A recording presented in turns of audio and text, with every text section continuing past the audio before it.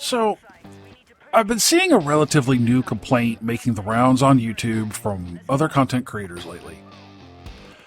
And if I'm being honest, I thought this complaint was a troll. Because when I heard it, it made zero sense to me. So I had to literally stop what I was doing to really pay attention. And the more I listened, the more confused I got. Oh, this can't be real. I'm being punked. I even looked around to see if there were any cameras pointed at me. And after a few videos, I came to the realization they're actually serious about this. By all of heaven and earth, all that is good and just and holy in the universe, these folks are dead serious about this. My brain locked in on it, but I still couldn't wrap my head around it. I went through all the stages of grief trying to get my head to reconcile this information from these other creators. I even think I had an embolism trying to make sense of what I was hearing. So, let's gather around, folks. It's story time. Let's find out what nonsense I heard and how fun could still be had despite of it.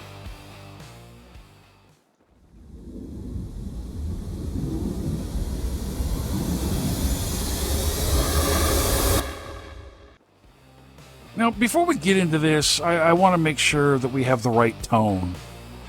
Daddy's not mad, kiddos. Daddy's just disappointed.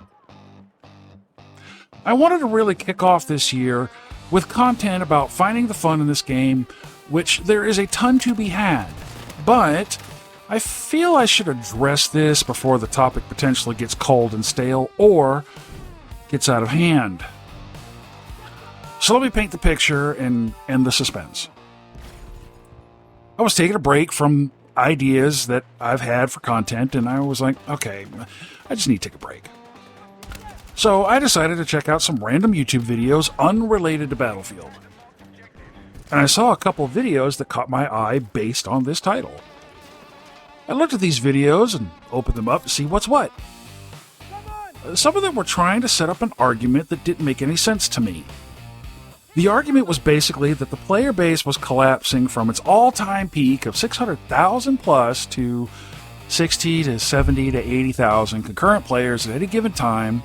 And I'm like, okay, all right, let's just keep watching. The thing that made me hear the record scratch in my head was what it was blaming. The argument was stating that the big reason boiled down to the fundamentals of the live service.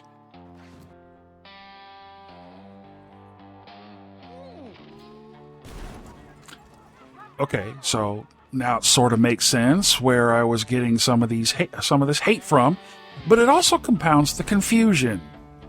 Let's see if I can spell it out in purple crayon for those in the back.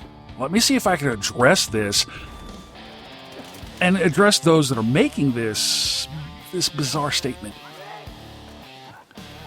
I don't think you understand just how well we had it back in Battlefield 3, Battlefield 4, and the Battlefield 1 days. There's several reasons why we come across as old men on nostalgia trips talking about these games and from that era. One of those big reasons is because of the premium service. Back during Battlefield 3, Battlefield 4, Battlefield 1, players paid around $50 up front for the premium pass. So, either you bought the base game and added the pass, or you bought the premium edition, which came with the pass.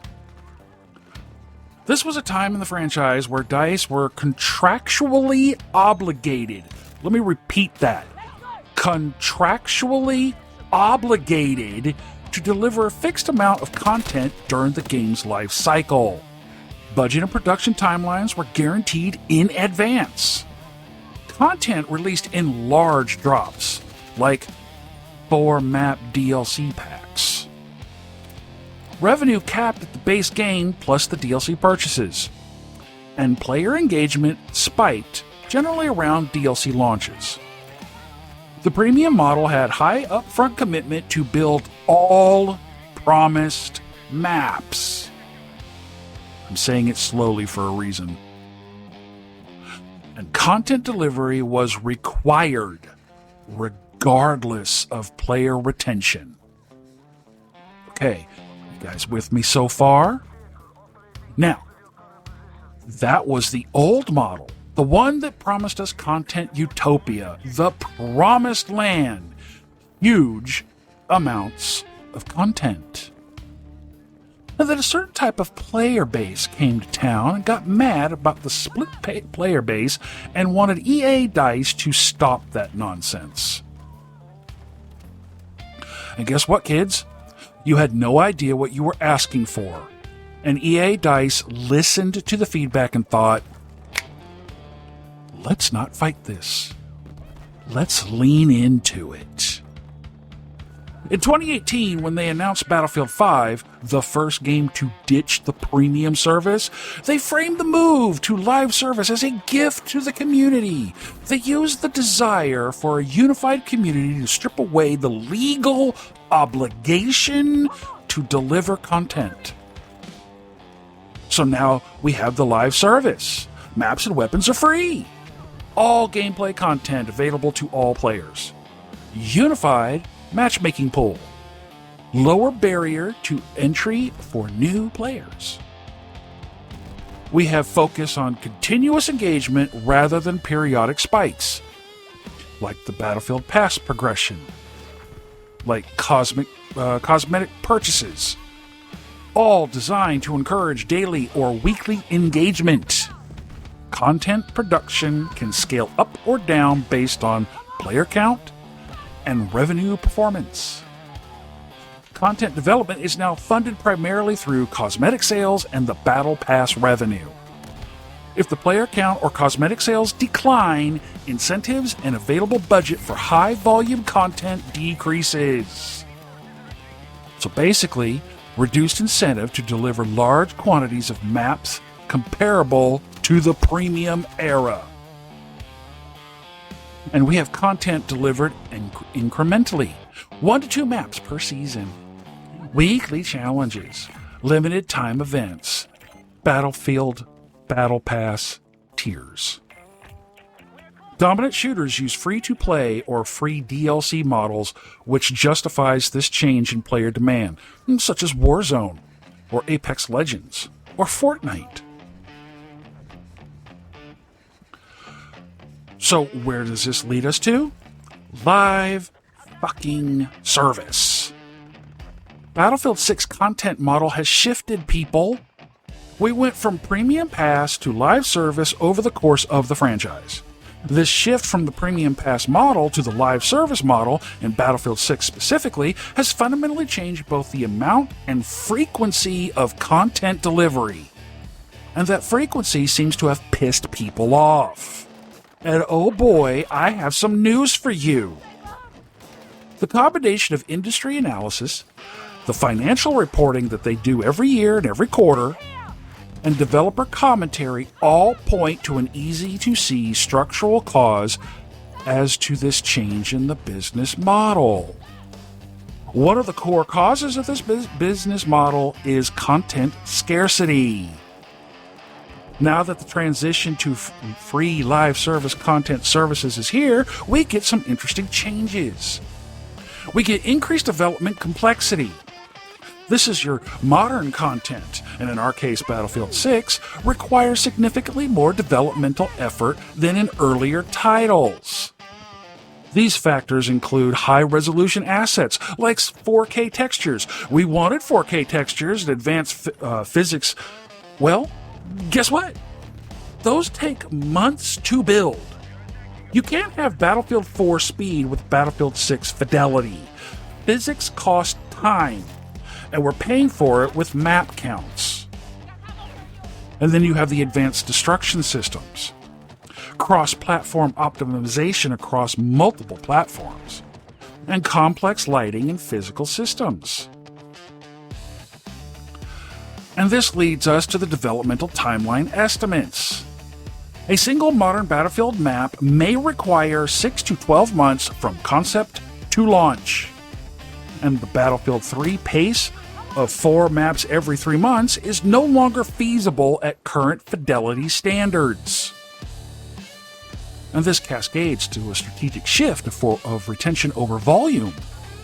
This results in reduced map volume and increased reliance on filler engagement systems. You know, that stupid Battlefield Pass. Those stupid weekly challenges that everybody kept giving me excuses for not playing the objective. And some of that filler content in these oversaturated challenges from the Battlefield Assignments model. We had it made with Battlefield Assignments, people. Oh my God. So why did EA DICE move away from the premium service model? It was an attempt to eliminate community fragmentation that I spoke of earlier. The premium model presented some issues, according to some players. DLC maps were locked behind a paywall. Player base split between premium and non-premium users, and DLC servers often became inactive over time. So based on that player feedback about those issues, EA and DICE presented the live service solution. And that led to this becoming an industry-wide live service trend.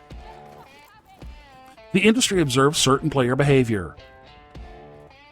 The noticed players are more likely to spend $20 on a cosmetic item than $50 on unseen map packs. And this developed into the continuous engagement model, and this turned into a revenue implication that high-spending users, aka whales, can spend hundreds or thousands of dollars over time. It also allowed cost reduction if the game underperformed. And if you haven't figured it out yet, I'm suggesting that player behavior is a big, big, big catalyst. Why? Well, there's this opposition to paid maps. Community feedback showed Premium Pass was widely criticized as anti-consumer. Players disliked being unable to play with friends who lacked the DLC. That outcome led to gameplay content made for free and developmental funding shifting to cosmetics. This turned into a spending pattern. Further observed data showed a small percentage of players generate the majority of post-launch revenue. Cosmetic purchases are often outperform traditional DLC in profitability, which led to zero financial motivation to return to high-cost map production as an industry incentive. This issue has currently resulted in two main culture shift tribes. The first tribe. These are the players who remember the premium service and understood what we lost. We're the old man playing the game and often hated for it. We're often mocked for being nostalgic. Tribe 2 has the demand for constant novelty. These players expect frequent updates and visible progression. And social media and streaming reinforce novelty-driven engagement. These are the players that triggered the business model change, but then turned around and complained about the lack of meaningful content, which means they aren't happy with the trade-off of resources diverted from large expansions to frequent small updates. In other words, they got what they wanted, but ended up bitching about it after they received it. And we have the financial comparisons to show for. For the premium era revenue, Battlefield 3, for example, had around 4 million premium pass sales, with about 200 million in DLC revenue. Battlefield 4, where premium was cited as a major contributor to EA's digital revenue, it was part of a $2+ billion annual digital revenue period. Meanwhile, with the live service revenue model, the base sales estimate is around 600,000 to 700,000 players at $70 a pop equals around $42 to $49 million initial revenue. And then you have the post-launch revenue. These are your drivers, your battle passes, your high-spending users, those whales I mentioned earlier. So if you take 100,000 players at $20 a pop through 4 seasons, that equals out to about roughly $8 million annually. Minimal production overhead compared to map development. There are some secondary factors that leads to reducing content output to consider. We have cost inflation. This is basically increased asset fidelity. You have advanced destruction systems, you have the larger development teams, and you have longer production cycles. And then there's the revenue allocation. Basically, live service revenue is not contractually tied to content delivery. Funds would probably be allocated to marketing, infrastructure, and shareholding returns. We also have live service overhead, like continuous balancing and patching, or store maintenance, event creation, and battle pass design. Lastly, we have the technical constraints. This would be the Frostbite engine complexity evolution, increased technical debt, and slower iteration times for core gameplay changes.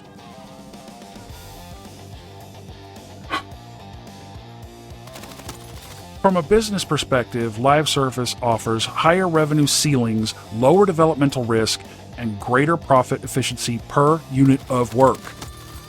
The resulting content scarcity in Battlefield 6 is a structural consequence of replacing a prepaid content contract with a voluntary spending model rather than a failure of individual developers or isolated production decisions. Basically, because of the shift in culture and player expectations, the player base is a large part of why we aren't getting more than 2 maps per season, why the grind is super freaking real, and a large portion of the players want that instant gratification of skins, weapon charms, and shiny new badges. So the consumer has driven the game industry to the current state it is in. And then you guys turn around and get all mad about, where's my content? This is why we can't have nice things, kiddos. Here's the change of events, folks. There was a player base that rejected the premium model. It labeled it as a gatekeeper and objected to paying for expansions. This ended up fracturing the player base by ownership. Publishers responded to that feedback and removed the paid expansions. Then they shifted to the live service with the promise of free content for all. And live service changed the constraints. This includes no guaranteed content quality, let alone quantity. No fixed delivery schedule. And the revenue now depends on engagement, not obligation. And this led players now complaining about those consequences. Not enough content, too slow, not like before. These complaints contradict the original demands, guys. If you want someone to blame for the current state of the game's lack of content, blame yourselves. You're the reason we can't have these nice things. You cannot demand that paid content be removed, celebrate it when it happens, then blame developers for losing the guarantees that paid content enforced. Guys, the state of the game's content is 100% based off player feedback. You asked for this. So where does this leave us? The way I see it, we have 2 choices, my friends. You can either adapt to the situation that has been demanded by the player base and have fun with this landscape, or be perpetually mad about the choice made by the player base. I choose to have fun. That's why I bought the game, and I knew this shit going into the purchase. And I chose to make content out of it because here we are, guys. This is why a lot of Battlefield dads come across as nostalgic. We knew what you guys were doing when you asked for it, when you wanted to end the premium service, and we hated it. And now we exist in this wasteland of live service because, well, you fucking asked for it. So it makes no sense to me whatsoever to hear you piss and moan about what you asked for. This is the result.